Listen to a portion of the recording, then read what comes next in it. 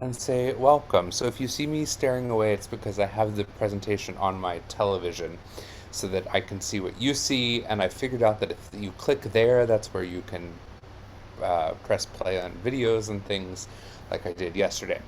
So today we're going to talk about translation tips and what we might want to have in mind while we're going about making our own translations.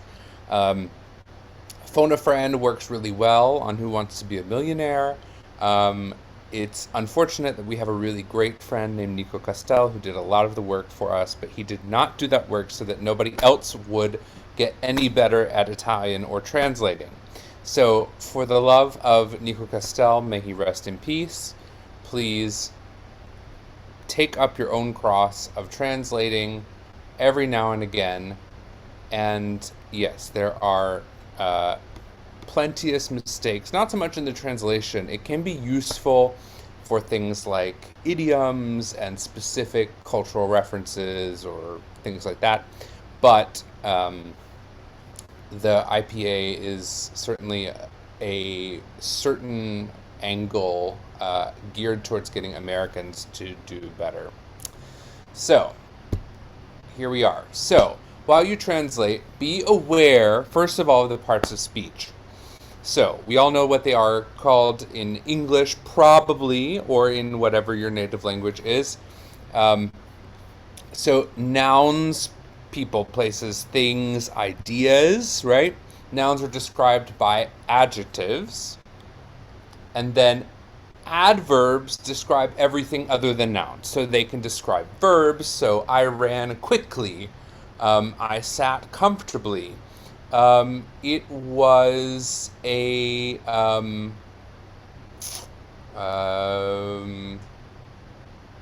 quickly accomplished task. Yeah, the task was accomplished, and how was it accomplished? It was quickly. Um, Adverbs can also describe entire ideas, like I was practically the only one there. So, what is practically describing? The only one. So, practically is really describing only, but within the only one. So, leave it as um, that the adjectives describe nouns and everything else describes the adverbs. So, prepositions relate nouns or ideas to each other.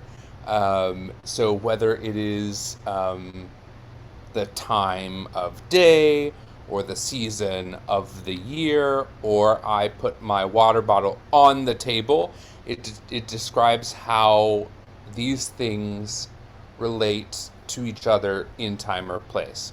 Conjunctions, conjunction, junction, they connect entire ideas or phrases. So I woke up today and I took a shower.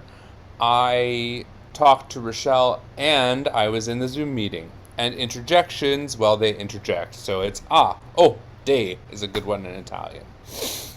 So just a quick reminder of those things because it's important that when you're translating, as you build comfortability with different languages, you'll have a better handle on how those words function just by seeing them. But some words can function both as conjunctions and adverbs, and those are the things that you need to make sure you get the translation of. Nouns in Italian. So the thing to look for is that nouns, they have endings that change to indicate number and gender if applicable. So, for example, if you have one table, it's a tavolo. If you have two tables, it's tavoli. If you have um, one glass, it's a bicchiere. And if you have two, it's bicchieri, right? But you can't make a glass a female glass, right? It can't choose, so that doesn't change, yeah? So if you have also, but you can change the number of those. Also, as in how many there are, is it singular or plural?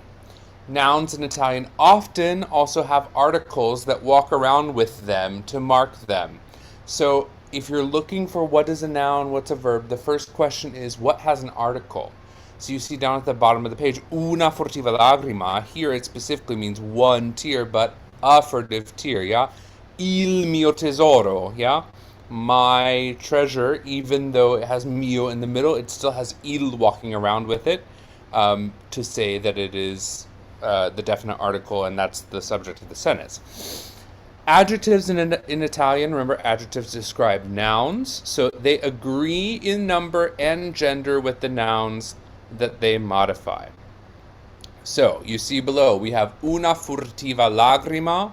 What's the noun? La lagrima, una lagrima. So furtivo becomes furtiva.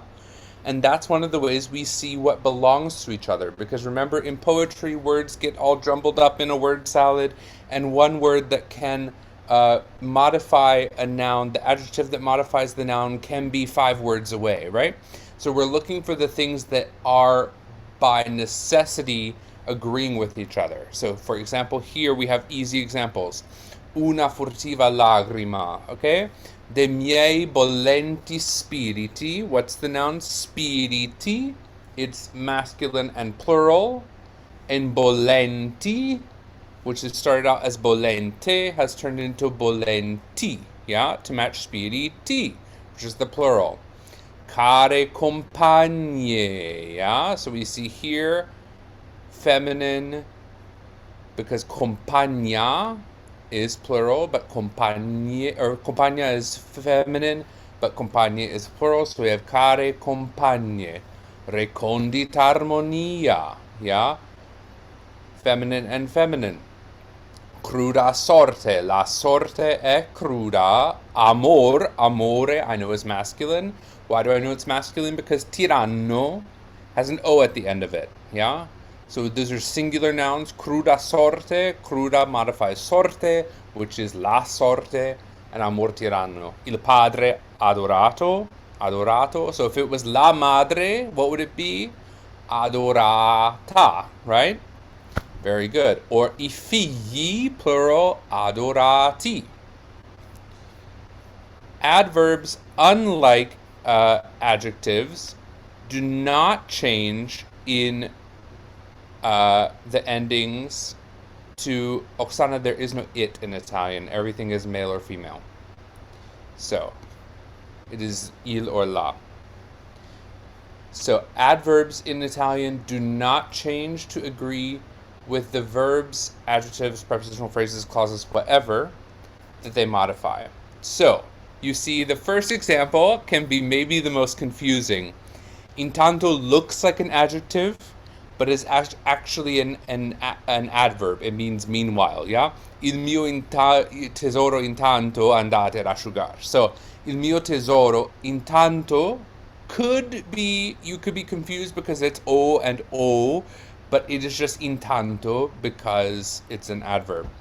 Veramente amica Stella. So veramente amica Stella a costui mandato qua. So what's the verb? Ha mandato. So a friendly star, a friendly fate, has really sent this guy here. It's from Elixir of Love, Nemorino talking about Dulcamara. Belcore says difesa bravamente. So this piazza in the place is well defended. It's bravo, like bravo, brava, bravamente difesa, well defended. But you see, bravamente doesn't carry anything in itself that is changed by the fact that it's describing piazza or the adjective that is describing piazza, which is difesa. So how is it defended? Bravamente. E invano, in vain, è le battuta. So it would be in vain to try to destroy it. So 2 examples, one with the classic adverbial ending of mente, and here invano is like intanto, another adverb that doesn't necessarily look like one, but you see it doesn't agree with these adjectives and nouns. Now, Achtung, attenzione. Sometimes these inflected endings to show number or gender in nouns or adjectives get dropped in poetry. Why? Because we want to avoid having the syllable, because if we had the extra syllable, we would often get into issues that conflicted with the meter. So the first example I have here is addio fiorito asil, right? So asilo, yeah, asilo. I'm missing the O, but I also know it's singular masculine. Why? Because it's described as fiorito. So if it were, for example, a I don't know, a fiorito. If it were Azili and I were going to do this, it could be Fiori. Oh, that's a terrible color. Sorry. Format. Format.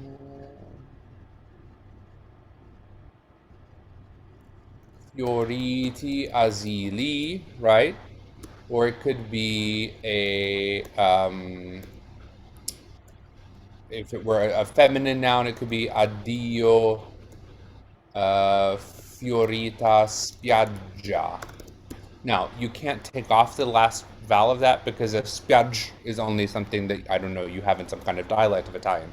But in poetry, you can well take off the O after asilo, turn into asil. Next example, berraggio lusinghier. Anybody know what's missing here? It's not lusinghiero, it's lusinghiere.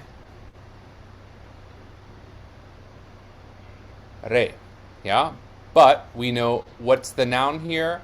Raggio, bel, and lusinghier are both adjectives that describe it. Sometimes adjectives are used as adverbs. You could talk about this one of two ways. It's one, you can either say that they've cut off part of the adverb or that they're just using an adjective as an adverb. So, for example, sollecito means quick, sollecita means quick, right? Masculine, feminine. But manca sollecita più dell'usato. What is manca? A verb, meaning to die. And how does it die? It dies quickly. But if you translated word for word, it means dies quick, which is, I guess, colloquial English. Some people might say that. My grandparents might say that. But it just dies quickly. It needs an adverb. So it's an adjective that's functioning as an adverb. In Elisir d'amore, in Come parire, del core says, Veggo chiaro in quel visino. So chiaro, I see clearly, is describing how he sees, which is a verb, which means we need what? An adverb, right? So he's not describing the face being clear, he's describing how he sees. So we need to translate that as an adverb, even though it looks like an adjective to us. I'm going to clear my annotations and get out of the annotation thing and hit next. Verbs in Italian. What should you look for? Verbs will change, so they will keep often, except for the most complicated ones. 99% of the verbs will keep the same stem, and then the endings of the verb will conjugate to show mood, which means is it real? Like, for example, I'm sitting on my couch, right? That's a real statement. I wish I were sleeping in my bed, right? I'm not sleeping in my bed, but that's what I wish I were doing, yeah? It's important that you be here by 5 o'clock, right? It's not important that you are here by 5 o'clock, and this happens in different languages in different ways. In Italian, it shows up in the subjunctive mood quite a lot. Also, the imperative is not a tense, it's a mood. So if I say, be here by 5 o'clock, or write me a letter, or sit on the couch, it's an imperative, it's a mood. And then tenses are what show time. Is it in the past? Is it in the future? Is it in the present? So if I say, I sat on the couch and then I ate, or I had sat down and then the phone rang, or I was reading my Facebook messages when John came in the door. I'm describing the relationship of things in the timeline by using different verb tenses. Italian verbs do not need nouns or pronouns. Like in English, I have to say, I sing Italian. I like to sing bel canto. I can't just say, like to sing bel canto. That makes no sense. Because who? Because I don't have enough information. But if I say, io canto l'opera, io mangio, io pranzo ora, I'm eating right now. I have enough information to say, pranzo adesso or pranzo ora. I have enough information just in the verb. Or if I said, for example, it's hard because I said I like, and that's not the translation in Italian. You have to go the other way. But if I said, I'm learning Italian, imparo l'italiano, I'm learning. If I say, uh, Rochelle is teaching Italian, Rochelle insegna l'italiano, I could say insegna anche il francese, because I know who the subject is. So don't be confused that they don't have the nouns or the pronouns that are the subjects walking around with the verbs. So simple tenses of verbs like, I am, you are, whatever, I sing, you eat, or in Italian, io farò, io sarò, I will be. They are one word, but compound tenses, usually in the past, have helping verbs avere or essere that walk around with the verb. So do you have all of those will have a conjugation of to have or to be with a past participle. It's the same thing in English where you say, I have sung Belcore in four houses. Um, I have been invited to do this, right? Rochelle has invited me to teach an Italian class today. So invited is the past participle, and has functions in the same way that avere does in Italian. So past participles end always in to or so, and sometimes if they're made to agree with something, they will end in ta or sa. So the usual patterns to look out for in Italian is that the past participles end up in parlare turns into parlato. By that rule, cantare turns into what? Cantato.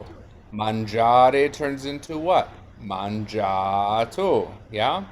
Finire turns into finito. Yeah?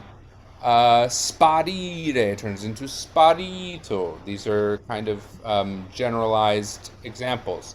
Avere is avuto. Modern Italian or Old Italian, you might see vedere turned into veduto. Now they say something else, which is visto.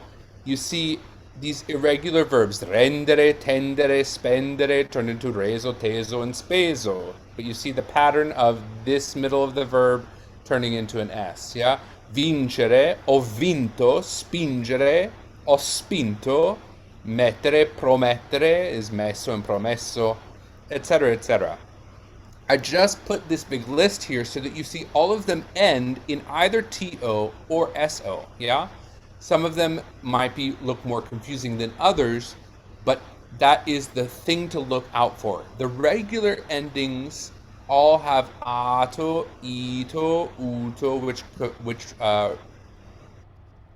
correspond with the verb endings are, ire, and ere.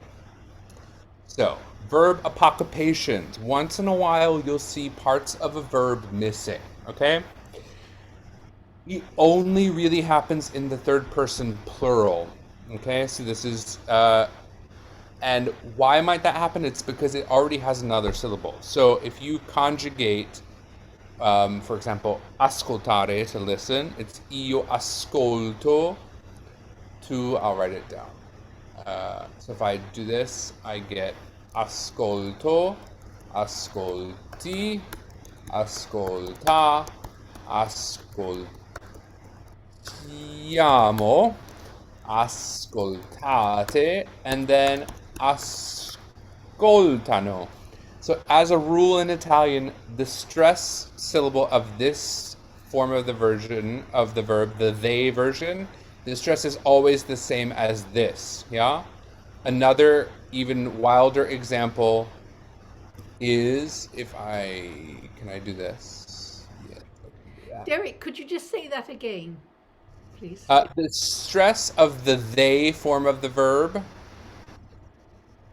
the stress syllable of it is always the same as the first person. So if you look here, we have ascolto, ascolti, ascolta. So io ascolto, tu ascolti, lui ascolta.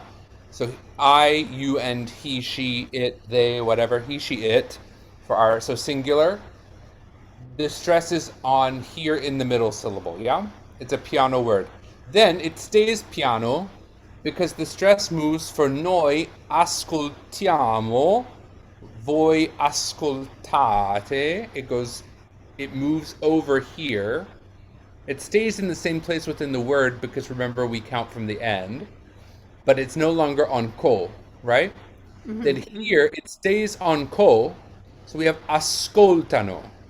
Ascolto, ascolti, ascolta, ascoltiamo, ascoltate, and ascoltano, right? Not Got it. ascoltate. Yeah, yeah. Okay, Got great. it. Thanks. Another example is if I take abitare.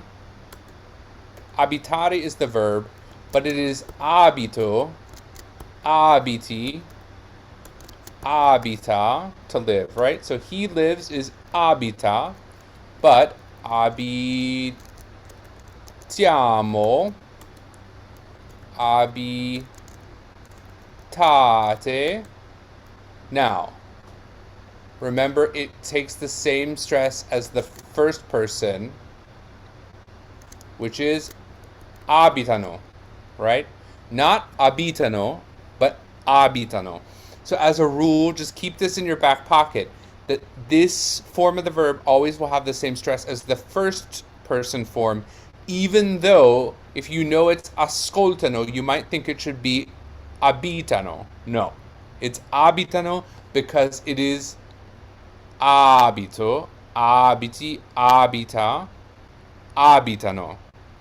Okay? A little bit of an aside, but a worthy one since this whole presentation is basically meant to be little things that you might not know, but you should know. So, sometimes this form is seen where we get rid of one of the letters in this form, which in this case would be in the they form. So we have anno, which is first or third person plural in the present of avere. They have. We'll often see show up as an without the no. E lucevan le stelle should be e lucevano le stelle, yeah? But we've gotten rid of this o, yeah? Andarono, you might see as andaron, you might see it as andaro. Where does this famously come up? This comes up in dove sono I bei momenti di dolcezza e di piacer, dove andaro I giuramenti. Yeah? Andaro, what's the stressed syllable? Also in malinconio, yeah, in malinconia, right?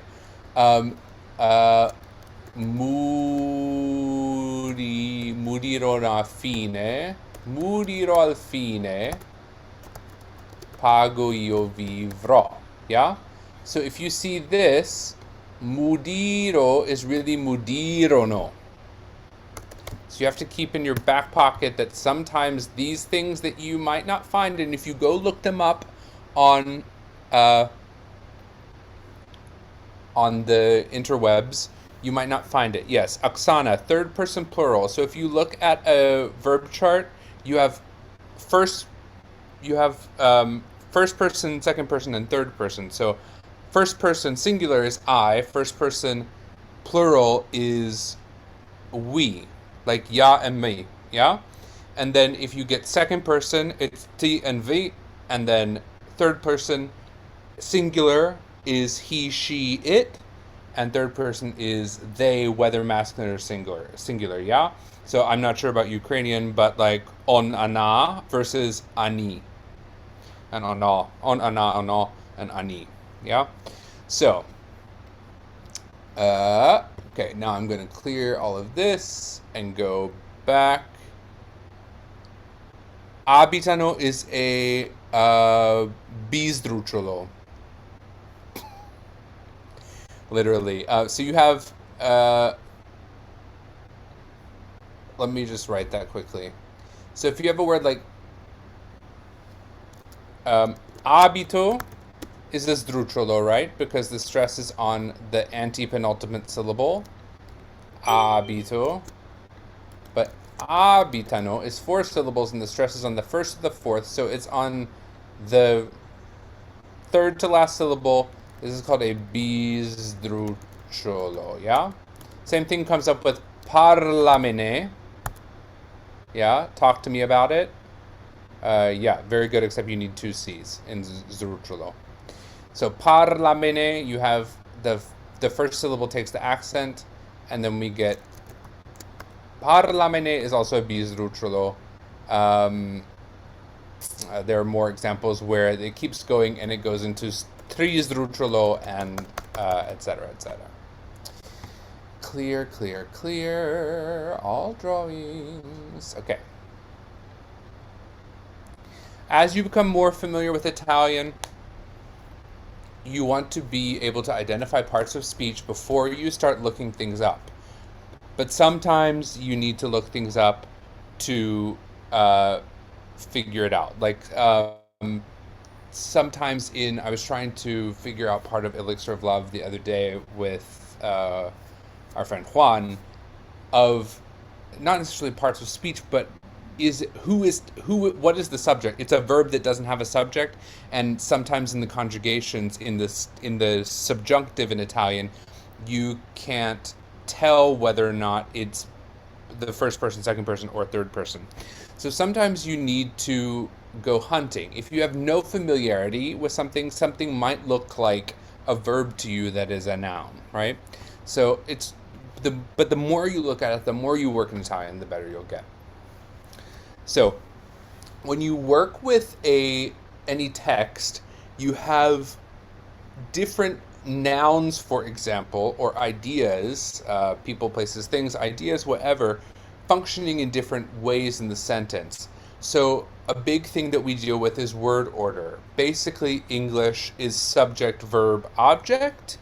So we say what is doing the action, what the action is, and then what's receiving the action. So if I say Violetta is watching Netflix, what's the subject? Violetta.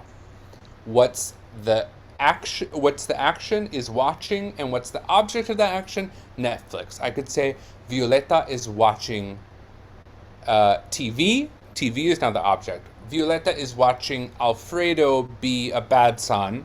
Yeah. What's the object? Alfredo. Yeah, you could change the subject and say Alfredo sings the first aria of the second act. What's the subject? Alfredo. What's the verb? Sings. What's the object? The first aria of the second act. Yeah? So because these words don't change, the noun itself doesn't change other than to show how many of it is and of it there are. For example, you can say amico versus amica. That's one of the nouns that can change, like a male friend versus a female friend. And then that will change, of course, if it's more than one friend. The nouns don't carry with themselves markers to say how they function in the sentence, like it does in Latin, like it does in Slavic languages, where you have cases where, like in Ukrainian, for Oksana, if you have a thing like a book, the book is going to change. And so it doesn't matter where you put it. You can say book, read I, or book, I read. And you can sound like Yoda in English, but you don't sound so much like Yoda in other languages. So here we have porgi amor qualche ristoro. What's the subject? It's really of what we call vocative. Is like she's saying in the imperative, like offer love, proffer love, some remedy. Yeah. So what is love proffering? The remedy. This is the object, and then this is the subject. Yeah. Hai già vinta la causa. Right. What's the verb, first of all? Hai vinta. This is an example of one of those compound tenses. It's the passato prossimo. So you've won the case. So how do I know it's you? Because I is a very conjugated with tu. Even though it doesn't have it there, I know it belongs that way. But this again is hai già vinta la causa. The implied subject is here, the verb, and la causa is the object.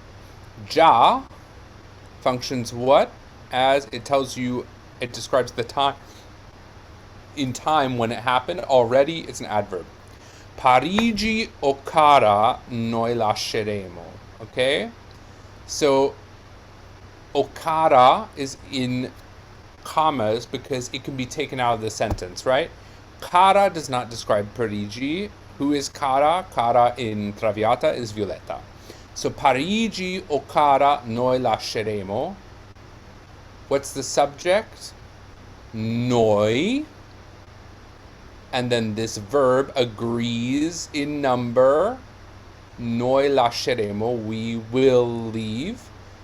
What will we leave? Paris. So if I put this in English word order or easy word order, noi lasceremo Parigi. We will leave Paris. All right. A little parts of speech practice. If you're up for it, let me see if I can get this going. And then, so, first thing I want to look for, the easiest thing often is to spot verbs, if you're good at that. So I'm going to go through and find the verbs. So I know sapere is a verb. So voi che sapete, che cosa. I know e is a verb. What's the next verb? Donne. It rhymes with sapete. Vedete. Yeah, very good. Siolo nel cor. Quello ch'io provo. So I have a noun here, and then right after it is provo. So there's a pretty good chance that this is going to be a verb, because that which I feel, vi ridirò, I know this is a verb. E, I know means is, per me nuovo. Capir non so. Capire non so. Sento un affetto pien di désir. Okay, so basically we know every sentence is going to have a subject, object, and verb. Sometimes the subject is implied. Once in a while the verb will be missing if it's something. If you say like, voi qui? You here? That can function as a sentence because we know that we're saying you are here. So sento un affetto. Sento here is the subject. Pien di désir. Now, pien di désir, this functions as the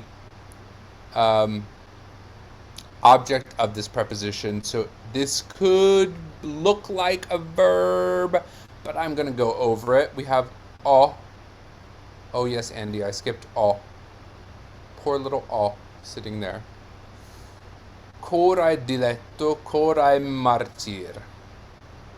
Gelo, I freeze, e poi sento. So if you've sung through the 24 Italians, you probably know gelo, sento, ardo, all these things. Italians are always freezing and burning and feeling things. So gelo e poi sento, l'alma vampar, che in un momento torno a gelar. Ricerco is from ricercare un bene fuori di me. Non so, I don't know, because I know non lo so. Non so cos'è. Okay, now next question.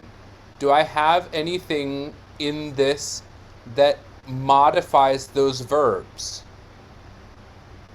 Voi che sapete, you that know. That doesn't tell me how they know, it connects it.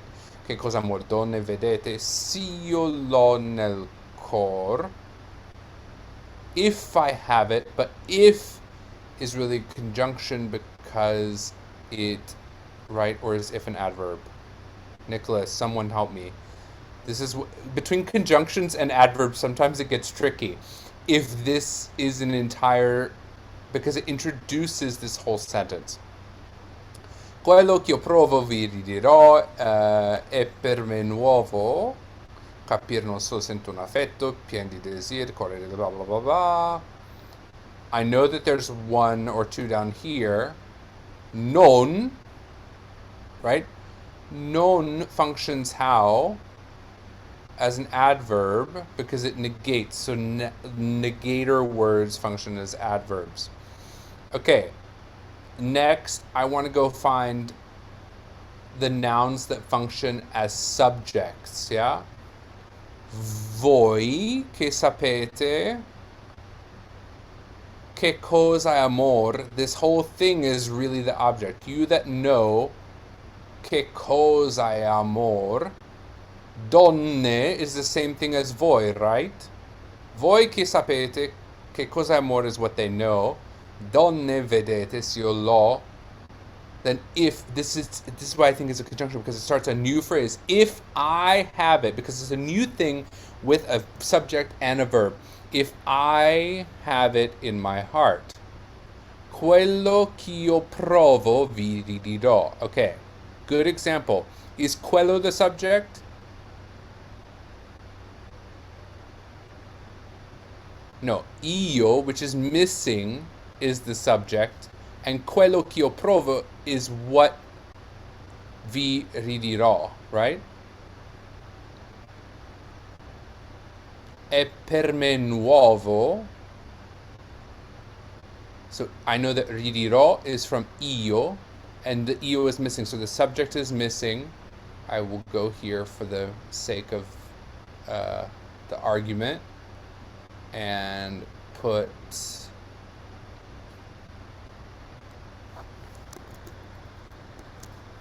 io and do that. Okay, and then go back to my little boxy box. So that's the subject. E per me nuovo, this describes that. Capir non so. Sorry, I missed this adverb. Capir non lo so. Sento un affetto. Oh, crap. I want orange. Capir non so. Right? So I'm back here marking adverbs. So if I go back here, sento is another implied io. Io sento un affetto pien di desir, cora diletto, core martir. This is all describing this affetto. Gelo, what's the subject? Io, it's just not written. E poi, sorry, I also missed this adverb. Derek. Why is it not drawing? Gelo e poi sento. That's, oh, also fuori, outside, di me. Other adverbs. Life is a project, right? So gelo e poi sento. I feel what? The soul. The soul is the object here. Ricerco, io ricerco un bene. Un bene is the object. Fuori di me. Non so chi. I don't know who has it. I don't know what it is. Right? The next thing to do would be go through and mark the objects, yeah? Voi che sapete che cosa è amor. This whole thing is an object of, because it's what they know. Se io l'ho nel cor, prepositional phrase, where you have it. Quello che io provo vi dirò. I will tell you what I feel. È per me nuovo capir non so. Sento un affetto. How is that affetto? Pien di desir, right? Full of desire. That now, that all of a sudden is delight, and all of a sudden is suffering, yeah? Gelo e poi sento l'alma. I feel my soul get riled up and heated up, and in one moment I go back to freeze. I'm looking for a beloved outside of myself. I don't know who has it. I don't know what it is. We don't need to go through the whole thing, but this is basically how you might go through what you need to look for. Look for the places where the subject of the sentence is actually missing, right? So we have sento, gelo, sento, torno, ricerco, all these places. Sospiro here, sospiro e gemo, non trovo, there's no io, right? But it's implied. So I'm going to clear my drawings. I'm going to get out of here. Now, sometimes this sentence structure is so turned around, right, that we get a little confused. So these are some famous examples from operas that you might know. So, Violetto says, Estrano, estrano in core scolpiti a quegli accenti. Okay? So what's the verb? The verb is Scolpiti? Sorry? Not scolpiti, sorry. No. O is the verb. O is the verb, yeah? Io ho scolpi. Well, here it's O is really the verb because, and I'll tell you why. So, O is the verb because if scolpito were a past participle, it would just be O, right? But scolpiti describes these accenti. So she has engraved in her heart. It's not that she engraved them, but she has them and they are engraved in their heart. She has engraved accenti, thoughts, emotions, whatever, in her heart. Yeah. So the verb is there. Scolpiti, which describes accenti, comes after it, right? Or comes before it. And in core is where it is. Now, saria per me sventura un serio amore. So, saria per me sventura un serio amore. Even in English, amore would need to come before saria, because saria here is the verb.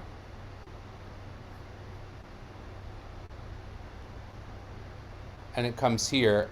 And what's the subject? All the way at the end, amore. Okay? Here we have, pura siccome un angelo, Iddio mi die una figlia. So, what's the subject? First, what's the verb? It's easier sometimes to go for the verb. Why? Because if you're in doubt, you can look up what the conjugation of the verb is, and then that will tell you whether it's first, second, or third person, etc., or if it's singular or plural.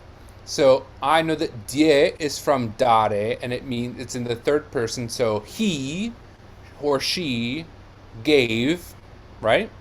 So it could be angelo, but siccome un angelo, like an angel, so that's the object of this preposition. So I have the choices of saying that God, Iddio, is the subject who does the action of die, of giving a daughter, or the daughter gave God. Which is it?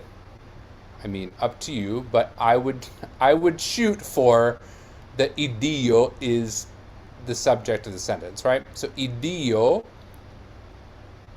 mi die una figlia. So God gave me a daughter.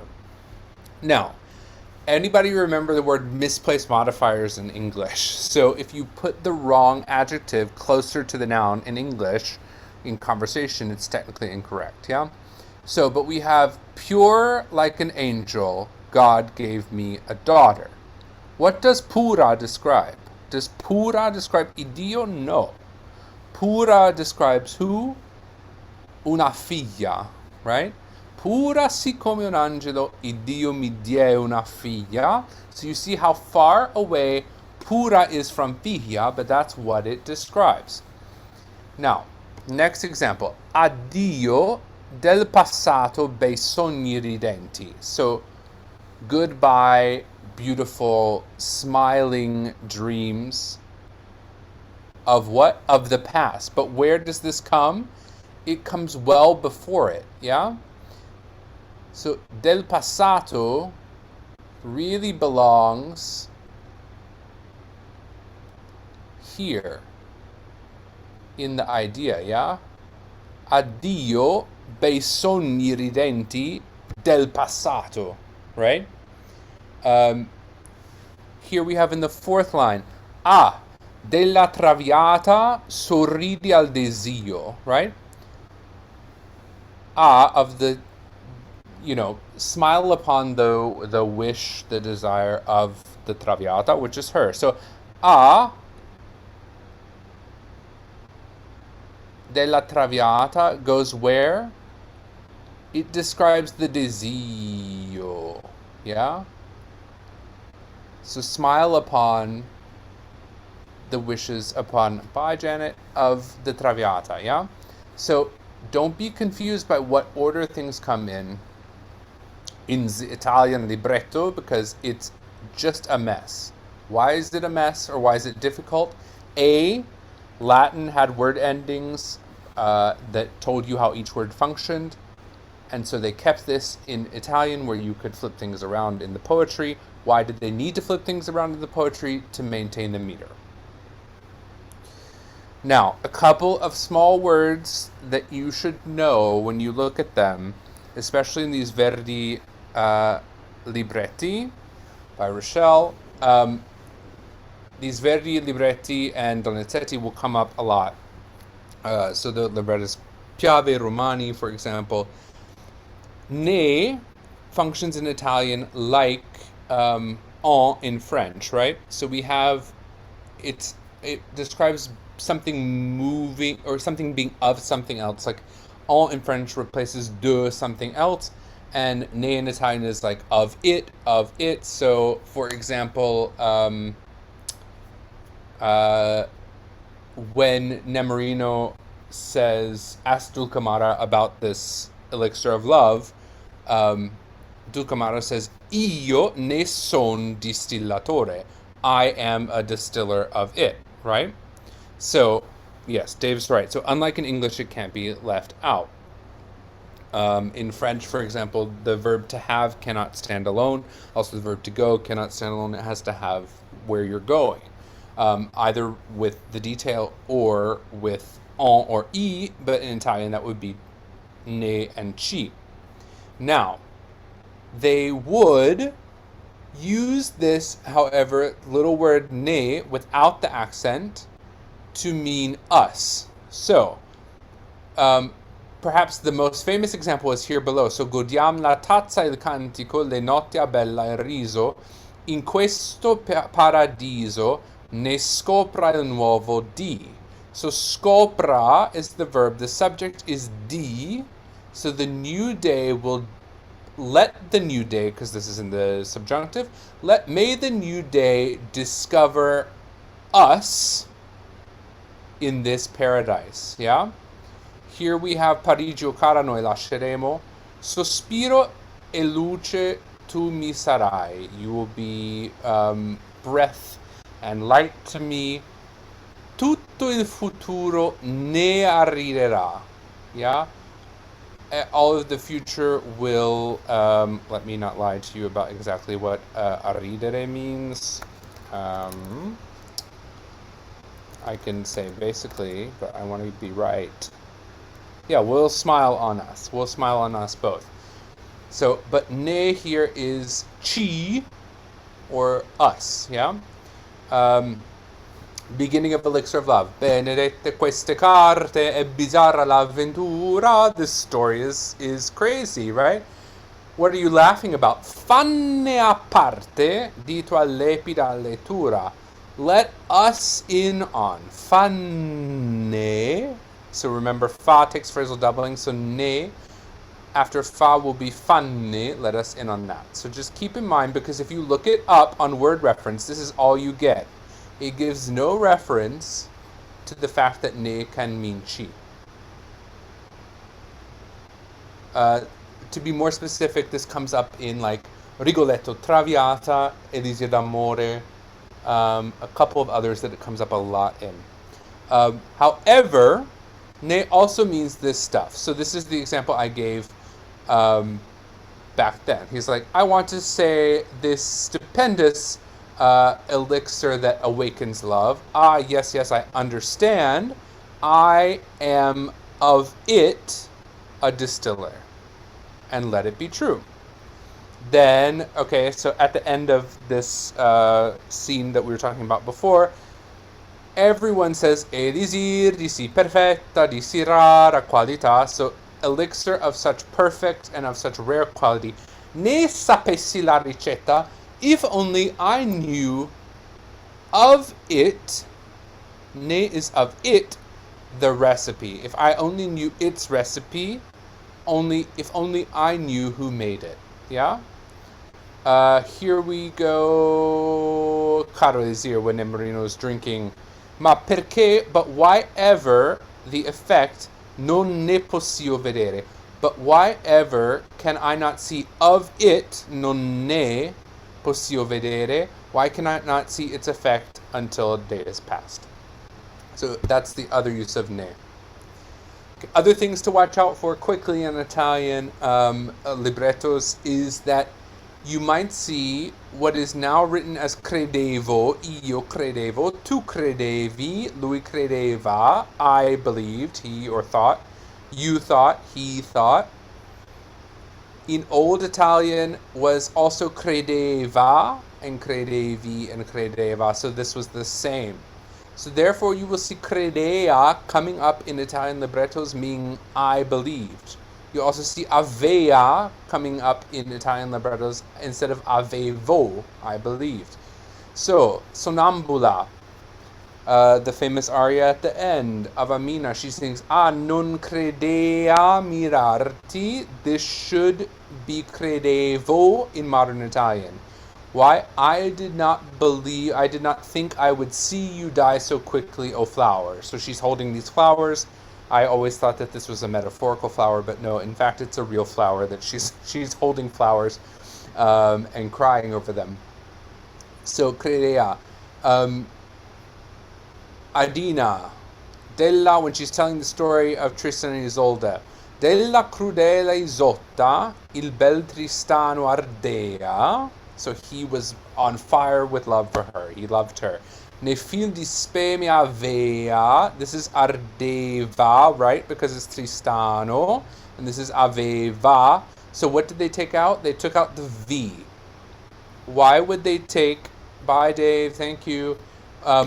They took out the V because it skips a syllable. So, della crudele Isotta, 8 syllables. Il bel Tristano ardea. Here is not an example of that. But they were used to taking it out, where you would have, for example, in the next line, io potea migliorar. Io potea migliorar. So they were used to taking out V's, sometimes for syllabification, sometimes just because it was better to skip the V, which is these cases. Hai già vinta la causa, cosa sento, in quell'accio cadea. So, should be cadevo. What trap was I falling into? This is io. Here we have io potea, which would be io potevo.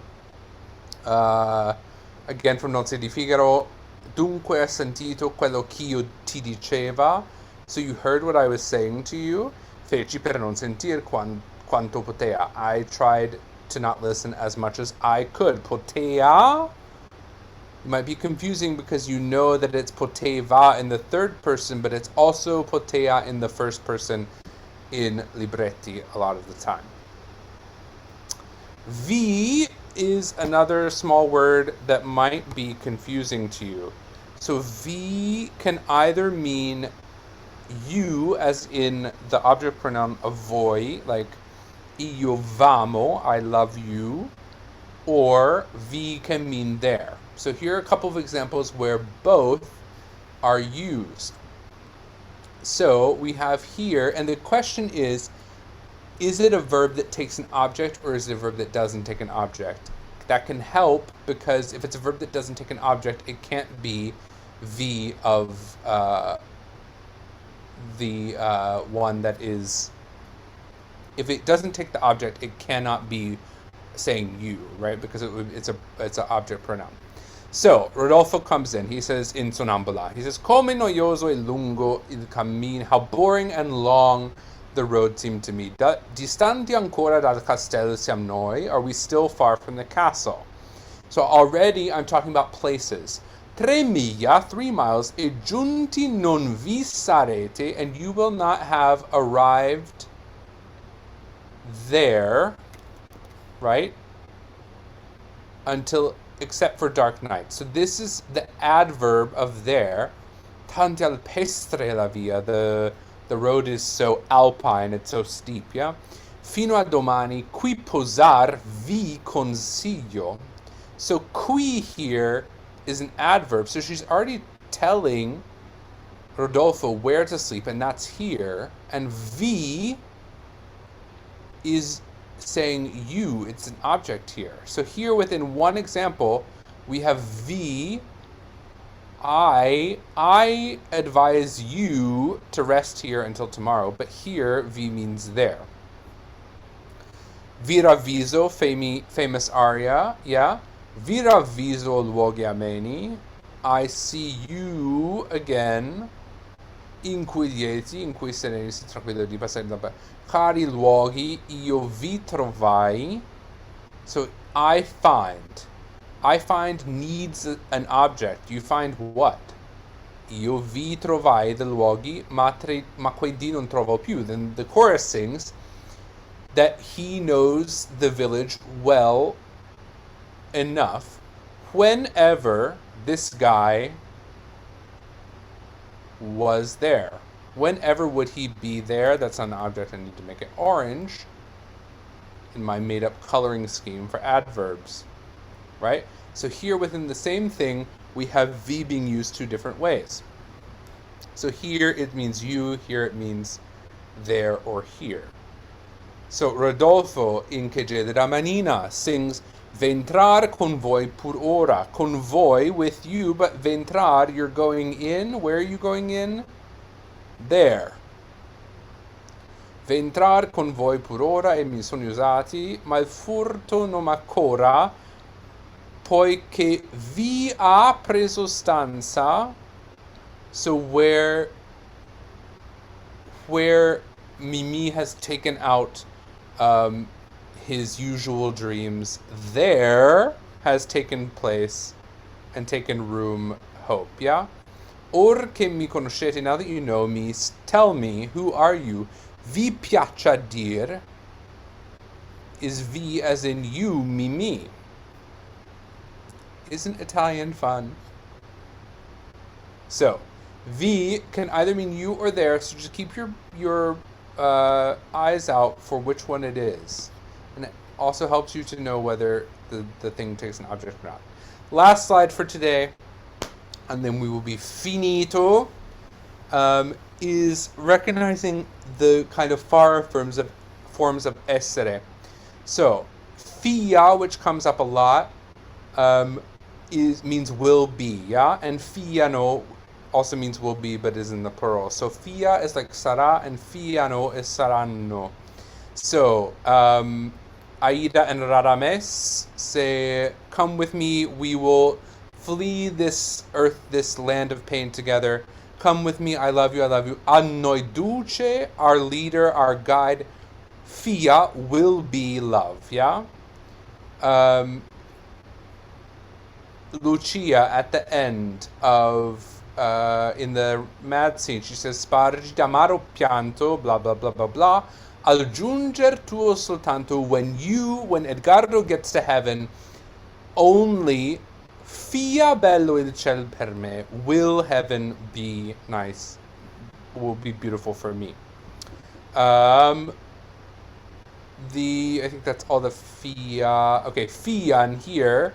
Norma says, solo tutti romani a cento, fian mietuti, fian distrutti, they will be destroyed, yeah? Pria che d'amor si perfido, this is, what's her brother's name? Oh, Enrico. Enrico's the baritone says, Pria, and this is in Crua Funestas Mania. Pria che l'amor si perfido a me svelarti rea, se ti colpisse un fulmine, if lightning struck you, fora min rio dolor sarebbe, it would be less, a less terrible sorrow, or yeah, terrible thing. Saria is what they call the Sicilian conditional. You see this show up with avere and dare and potere, where we have avria, faria, daria, potria. All of these things function like would be. So Amneris, when she sees Aida, she says, "Oh, he's upset. Aida, my rival, maybe it would be her, yeah? Maybe forse saria costei." And then back to Violetta. Estrano, estrano, in core scolpitio quegli accenti. So she has these things that are impressed in her heart. Saria, would it be for my bad luck or my ill fate, this love, yeah? And that's all I've got. I figured we might do a translation together of something, but I also knew that it would take a long time to get through all of this. So I hope that this is all helpful to you, and hope you have a great day. And these will all be on YouTube and kind of publicly available. So have a great Wednesday. I'm gonna go grab some lunch. Have a good one. Bye. Grazie mille.